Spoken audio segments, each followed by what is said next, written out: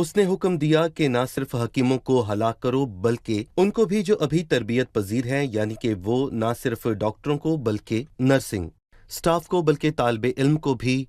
مار ڈالے گا۔ بہرحال وہ بادشاہ کے پاس گیا اور اسے کہا کہ مجھے مہلت دے تاکہ میں تیرے مطالبے کا جواب دے سکوں، اور دانیل کو شاید یوسف کی یاد آئی ہو۔ فرعون نے اسے خواب بتایا اور اس نے فرعون کے خواب کی تعبیر کی، لیکن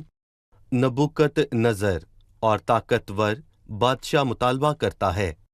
کہ تعبیر کے خواب ساتھ بھی ساتھ پہلا خواب بھی مجھے بتایا جائے، اور دانیل کا خدا پر مکمل بھروسہ کرنا ایلیا کی یاد دلاتا ہے جب اس نے بال کے نبیوں کو ملامت کیا اور پھر اس کے دعا کے نتیجے میں آگ نازل ہوئی۔ اس نے خدا پر بھروسہ کیا اور یہاں دانیل نے بھی بھروسہ کیا۔ خدا ہم سب کو ایمان کے ان سورماؤں کی مانند بنائے جس کے متعلق عبرانیوں 11 میں لکھا ہے کہ جنہوں نے ایمان کے وسیلے سے شیروں کے منہ بند کیے، یعنی کہ دانیل نے۔